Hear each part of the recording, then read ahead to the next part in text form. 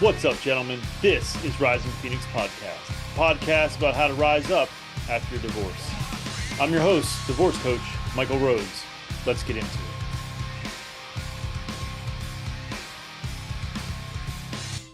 Hello, and welcome to the show. This is episode 143. This is going to be a solo one, and it's going to touch on a topic that came about due to another discussion within our book club in our Discord, the Rising Phoenix Tribe Discord. So I posed the question to those gentlemen, have you ever considered or given an apology to your soon-to-be and or ex-wife? And before I get into that answer, I do want to cover a few things. And like many of these solo ones, I have a general idea of what I want to say, but not entirely. And another factor here is I'm fucking tired because I didn't get a lot of sleep last night, and it had nothing to do with my situation. It had to do with a good friend is now going through divorce, and it's rattling me a little bit more than I would have thought. You know, people often ask me, how do you stay in this space of divorce and it not affect you? And honestly, I don't know how to answer that, because it really doesn't affect me in the way that most people would think. The stories that I hear and see, and the men that reach out and the men that I interact with, their stories are heartbreaking. And I certainly empathize and sympathize completely, because I've been there. But I don't know the nuance to their stories. I don't know their ex-wives or soon-to-be ex-wives. I don't know their children. But in this situation, I do, and it's actually the first time I've had someone close to me go through a divorce. Obviously, besides myself. I mean, obviously, Chris and I were friends when he went through his. So this is different. And yeah, this divorce shit is tough, gentlemen. Um, but I think the point of this podcast is to provide hope, and that hope is in my story, as well as many others that have been on this podcast, but certainly in mine. And with that said, I want you to really take this to heart, that lately you've been hearing an evolution, a growth of me, which is awesome, is the point. But if you're not in line with my growth, that doesn't mean that you're wrong, out of line, falling behind, won't ever get there, whatever negative story you can tell yourself about your current situation, just because you don't have the same outlook, thoughts, feelings, emotions that I do. I have done a lot of work. And I'm also, and I hesitate to say this because I think people, has been covered a few times, I think people lean too heavily on time, expecting it to fix everything. But time is a factor. Time plus work is healing, success, however you want to label it. And so you may be as far along, you may be a lot less further along than I am, and you have to make sure that you're careful not to compare yourself. You know, what is the Benjamin Franklin quote? You know, comparison is the thief of joy, and that's true. Uh, and just because you're not where I am today doesn't mean you won't get there eventually. But if some of my solo episodes lately aren't resonating with you, and no one has reached out, I'm always mindful, or I try to be always mindful of the guy who's just starting his journey. And so if you're just starting your journey and the last couple of solo episodes don't resonate with you, it sound foreign to you. And believe me when I tell you, if I would have heard the latest batch of solo episodes when I first started, I I don't know what I don't know what my reaction would have been, but I probably wouldn't have been positive. But I think if you go back, and this isn't some ploy to get you to listen, although that'd be cool. if you go back and you can follow my journey, I think, and I've been through it. And so again, just because I'm at a certain point doesn't mean that you need to be at that point. Go back to earlier episodes and listen to those. You can listen to my growth one. I think you can hear some pretty. I think the contrast is pretty stark, I would say, from a year out to 4.5, almost 5 years out. So I just wanted to make sure that no one feels like they're being left behind or they're out of step or whatever. It's important for me to convey to you that you don't need to be where I'm at right now. I think that it is a good place to get to. I think I feel pretty good about life. No, I'm not seeing anyone. That is a whole other topic. That is, uh, um, it's lonely. I'm lonely sometimes for sure, but I'm fairly good. There are definitely moments lately where I take stock of where I'm at and I go, man, I'm pretty good. I'm good. So I think it's a place to get to, but it's a journey and it's going to take some effort and some work and combined with time. Anyway, so as I stated, this came about because I was trying to think about a topic for the solo one. Again, I don't like to force them, but I think there is so much to talk about in so many facets and aspects of this stuff. And I was thinking about giving you guys my morning routine, something that I've been doing in the majority of weekday mornings to sort of set myself up for success for the rest of the day. But that'll come later, I think. So as I was thinking, I remembered this conversation that we had maybe 2 or 3 weeks ago. I didn't make last week's book club. Was how I was talking with that friend that I mentioned earlier, so I couldn't make it. But yeah, 2 or 3 weeks ago, I threw out the question, and often, I don't know how often, but and maybe often isn't even the right word, but uh, for sure, it has happened where I consider reaching out and saying I'm sorry. Now, this is tricky and complex because like I said a few episodes ago about sort of taking the responsibility, it is not all of our responsibility, but we have to own our part in it.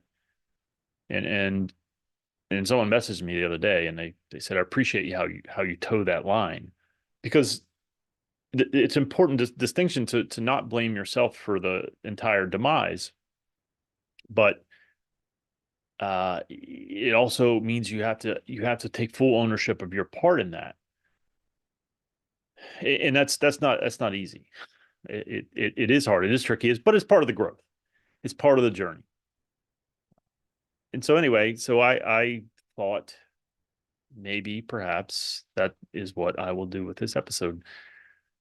I got to be honest, it's making me feel uncomfortable to think about it. Because I guess in a way I will be talking directly to her.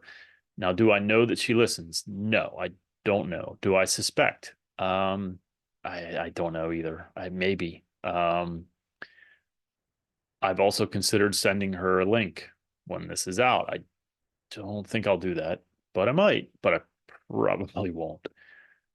So it makes me a little uncomfortable because it's touching on the wound, quite frankly. And the wound is deep. This is not easy shit to heal from. But I do think that maybe this is part of that journey. Now, I don't think that you need to, again, copy me or strive to be in my shoes and do the things that I'm doing. I don't know that this is a helpful step. And obviously I'm not doing it directly to her. I've been toying with imagining that in my mind, and I may slip into that. I may speak directly to her, but I don't know. So anyway, I feel like I'm kind of stalling here. Um, I want to say that I'm sorry, Melissa, for so very many things. Um, I am definitely sorry that I didn't hold space for you to allow you to express yourself in a way that was made you feel safe and heard. Didn't do that. I'm sorry that I handled your leaving like a giant child. Um, I had so much pain and I didn't know what to do with it, and I turned it into anger. And I wish that I wouldn't have. Truly, I wish that I would have been able to face that pain head on and just sat down with you and said, "Okay, it's over. Let's figure out how to do this." Instead, I racked up legal bills for both of us. I'm sorry. Um, I am I'm sorry that it got to this point, that point. I wish I would have been a better husband, a better friend, a better partner.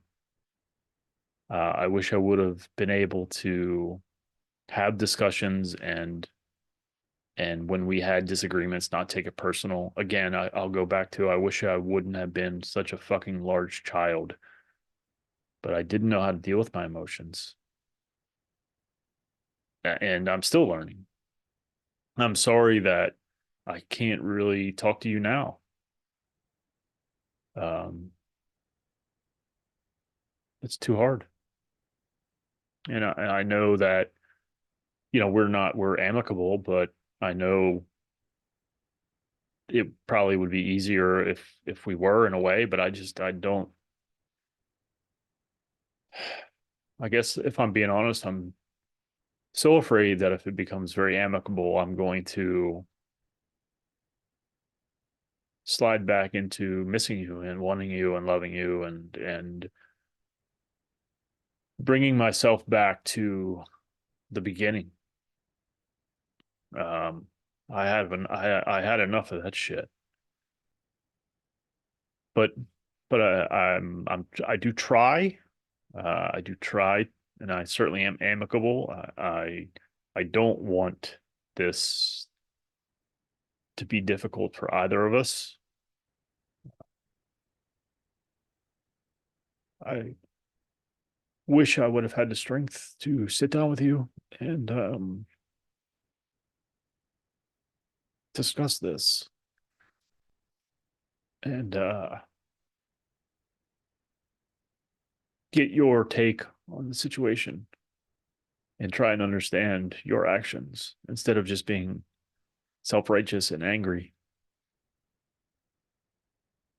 But as someone pointed out to me the other day, I did the best that I could with the tools that I had, and I tell people that all the time. And sometimes I have to remind myself of that. Yeah, I'm just sorry.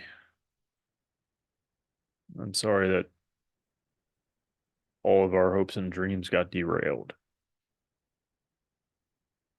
I'm sorry for the pain that our children have felt and feel.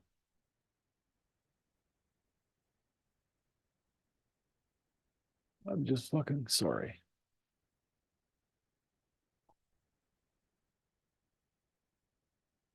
Yeah, I am for sure sorry that I can't go back and change it and fix it because I fucking would. I would do so many things differently. And I am sure that this hasn't been easy for you either. And I'm sorry that I didn't have the ability to recognize or realize or allow for that. I'm sorry that I was blinded by anger and it made me selfish and difficult. I was so angry that you would walk away. And there's other things obviously, but I'm not gonna point out those things because isn't the point of this. It's to focus on my actions. But I'm sorry that I didn't also honor our marriage by sitting down and discussing the end with you, because I didn't honor it either, honestly.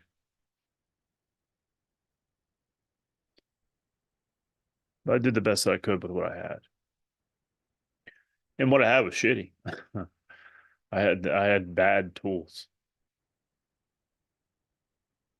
Um, I feel like I no, I am learning and learned. I have a lot more tools in my arsenal. I'm a much more emotionally mature man, I think, I hope. Um, I know. But I will say that it's difficult for me to use those tools with you. Again, we don't talk, and I don't think that that's wrong, but I'm sure that would probably make it easier for you. I mean, we obviously we interact, but it's very minimal, and it's weird, you know. Things happen with our daughters, and kind of should be talking about it, but it's just fucking hard.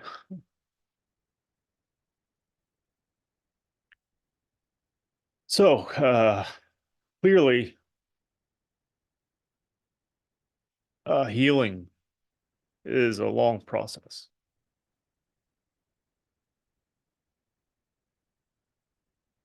and nuanced. I'm healed from, you know, uh, the end, I think, in terms of it's over. I'm aware of that, and I've made peace with it, I guess. I mean, it's over. It's been over for a very long time, and I don't mean that in some metaphorical like bullshitty way that people say, "Oh, it was over long before she left." I don't think that. I mean, it's just been a long time since you left, and it's so that part of it is, I made peace with it. But I think now I'm making peace, trying to make peace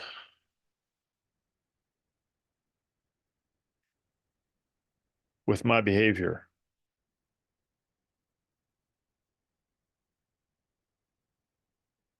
And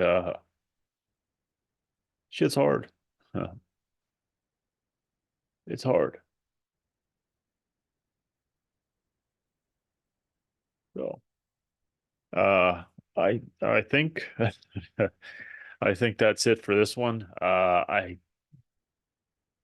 had no idea I was gonna get this emotional, if I'm being honest. Um and if I didn't say it, I think I said it plenty, but I'll say it and be as direct as I can.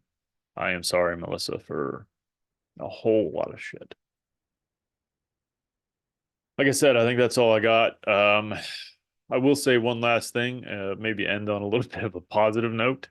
Uh, the celebrity that I have been chasing, I have an interview scheduled. And so hopefully it sticks, and hopefully next Tuesday at 11 a.m. Eastern time, I'll be interviewing the most famous person, I guess, that I've ever interviewed. Him and his co-host. I don't want to reveal it yet because I just don't want to jinx it. But I'm so very, very excited. Um, it's someone that I admire. It's someone that you're all gonna be like, "What? That guy?" Um, I mean, yeah, I think I said it. I'm excited. I'm gonna say it again. I'm fucking excited. And I'm hopeful that that this interview will lead to other interviews, that raise the profile of this podcast. And I was doing some looking. I took a walk tonight because, like I said, dealing with my friend's divorce, and I knew that a walk would be good for me. And I just thought to myself, for whatever reason, how many podcasts out there are strictly for men going through divorce? And you know how many there are that are active? One. This one. There are a few others that have a few episodes, and that is podcasting for you.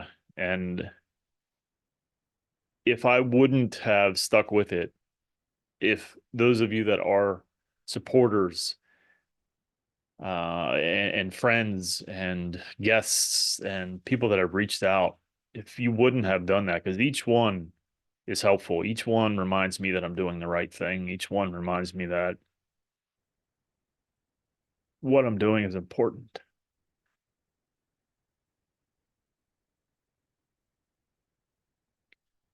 And if I wouldn't have gotten that feedback,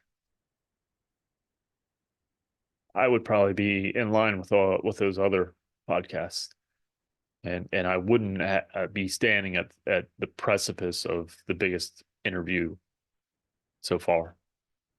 So thank you sincerely to all of you.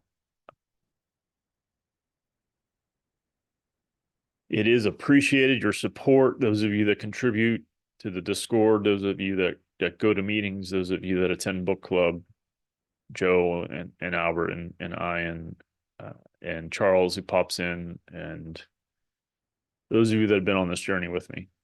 I thank you so very, very much.